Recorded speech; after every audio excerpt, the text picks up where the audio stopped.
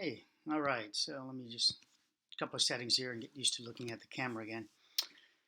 Let's see what we get out of this channel. You'll get a lot if you are willing to learn. Open your mind.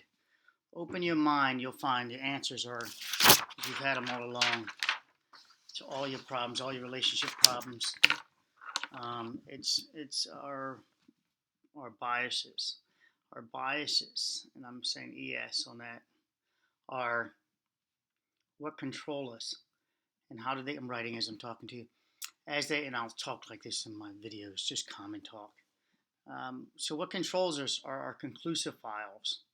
Whatever we have a conclusive file on. For example, if you're here, you've probably been burned quite a few times, as you call it. You may think of it, and those are conclusive files, and it makes you tougher because your brain wants to protect itself, and so now it gets more and more distant with in relationships. It just puts up protection mode. It's like, what's the point of this? We're going to protect ourselves. And next thing you know, you might be in relationships that are more um, physical than intellectual, or both, or a combination of both. But you're not open for expanding that relationship into a love relationship.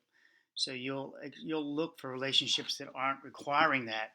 Think about that. If you were to do a profile right now, would you put in there, "I'm looking for love"? Or do you feel as though you'd have to lie about that because that would scare people off? Well, if you're looking for love, you want to scare off the people that are not looking for love. So you're not going to be able to make a person that you may find attractive that's in a position where they're too hurt and they can't find that they're not willing to fall in love because they're too hurt or they're not open for falling in love. Let's take, for example, a cat. You find a stray cat or a stray dog. Let's use the cat. I have a few cats, three of them now. Strays, all of them. Um, all of them came from, they just show up, need some food. Here you are. We're good. So cats are, when I said that, think of cats. You're willing to give that cat, a stray cat, love unconditionally. It's not going to hurt you. It doesn't plan on hurting you, rather, right? You don't have an issue with it. You're now looking for a relationship. You treat that person worse than a stray cat. You treat them as if they're going to attack you one day.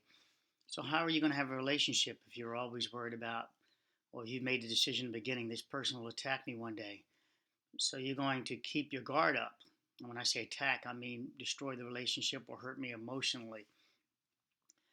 This is the problem with relationships. I'm going to talk about one of my favorite subjects, not in this video. This is just an opening video. My favorite subject is the amygdala and how it will control your actions, and this will also help you with stress, um, relationships. It will help you with everything in your life. Everything in your life you'll understand from the person. Um, I mean, it won't miss a single thing. I don't want to go too long-winded into the wrong direction, but I'm going to show you that it's simple. That life is very simple. It is your history of that you are bringing into your current environment that is controlling you, but you set that history. So now you can dial it back and go from there. Now I'm not telling you to forgive. I'm saying those files that you created that are so traumatic files. I'm sorry, writing notes. That you need to determine what's the best way to resolve those traumatic files, and I'll help you do that. Where they no longer become a conclusive file, they'll just become um, sort of I made that mistake and I'm moving on. This is not. I will not use this as part of my judgment on how I will judge future people or relationships. How will I present myself? I'll present anyway. I'll do self videos. I'll just be somewhere driving and sharing. I'm just going to share like this continuously with relationships. Um, and what else am I going to say? I'll tell jokes. I'll use a lot of tricks to talk, communicate, because ultimately I know how it will work with you or not work with you. Um, you can ask me anything. I'll share almost anything. Um, you can cross the line into a little bit personal, but what's the point of that? I'm trying to share with you. I'll share with you some personal things as the topic allows for.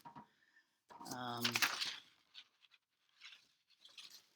I have two other channels, so if you find me on two other channels by chance because Google uses face recognition or something like that, sure, you can subscribe. They're engineering channel and construction engineering channel, and also a photography channel. What else can I say? I've always I've always enjoyed and loved the human mind, everyone's human mind. I find it so fascinating. I deal with a lot of psychologists, psychiatrists. Um, I find them to be now kind of, well, I don't want to be insulting, and I will not be, and yet I just did. See, so I let that ride. So this can be part of the video.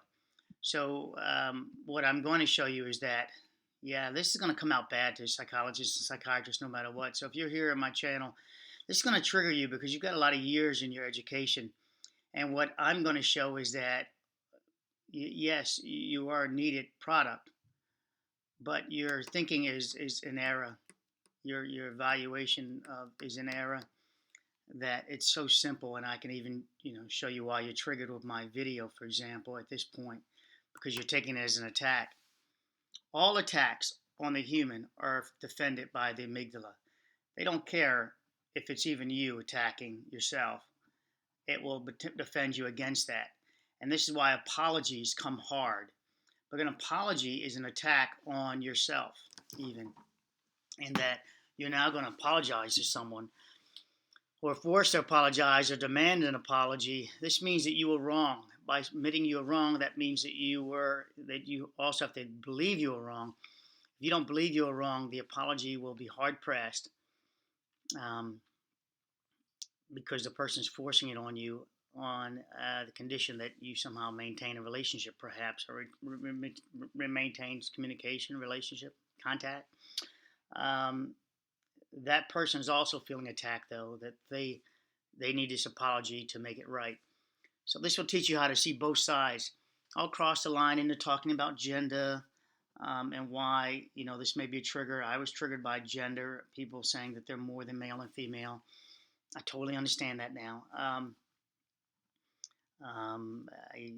did not get it, but I get it from a different point now. My system, my own system, I'm subject to also falling victim to my own amygdala, and it takes a while to get out of it. Now, and I'll show you how. I'll try to explain how to get out of it once you get into this trap of your amygdala.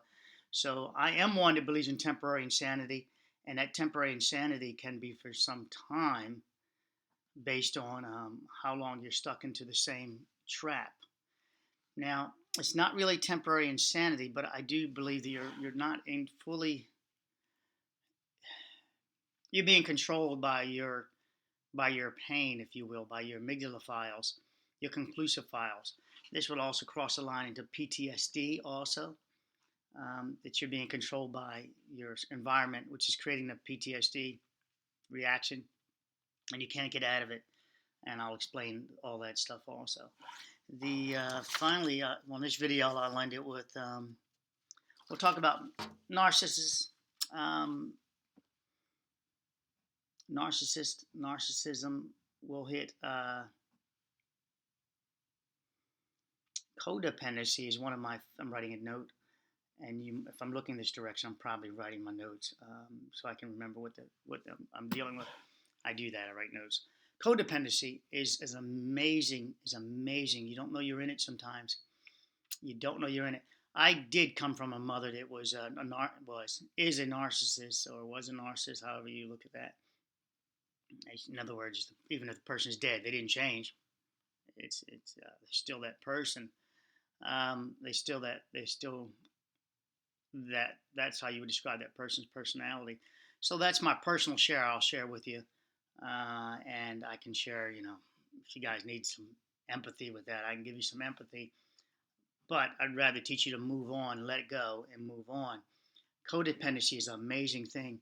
Now, I will cross into this real quickly is that women are the controllers of the relationship as a child grows. They are the ones that have the, I don't know what percentage. What would you guys guess? 98%, 99% of the women control the child upbringing, and let me just write my notes.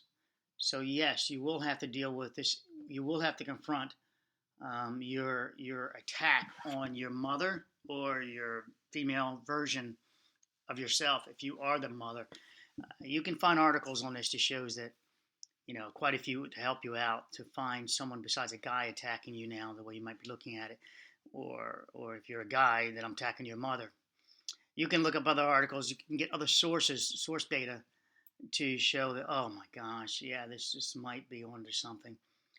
And if you know that you have a bad relationship, if you can't talk to your mother about this conversation that I'm having with you now, if she's not open to, well, tell me about that. Well, then that's a dominating mother, and you're being, or a narcissist. She's just telling me about that, then you're being controlled, or being manipulated. But if you can't talk to your mother about what I'm mentioning to you now, then sorry, you do have a mother that will not is a dominating, controlling person that is not willing to hear about how she controlled you or not. You should be able to talk to your mother. Hey, did did you control me? And she should, if there's a rational relationship, she should be able to say, well, I had to in some formats, and give some examples, and some I helped you grow, and you went off on your own. You went the wrong direction, and I had to teach you how to get back on track. But the problem is, we're assuming, as I'll share from one of my psychiatrist friends, we're assuming that all mothers are great. That was so simple when he educated me on that one. That's a good one. That we think that all mothers are by default great. This is not a true event. Um, we know that, and this is not women bashing at all. This is you having to come to your source data, accept what you see, and then fix it yourself. You're not going to be able to fix another person unless you can get them involved in exploring themselves. They're not going to explore themselves if you're here trying to explore yourself or come up with an answer.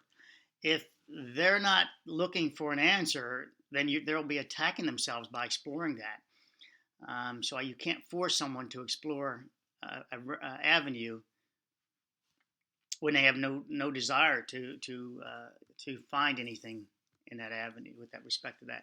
I'm going to end the video with that, and hopefully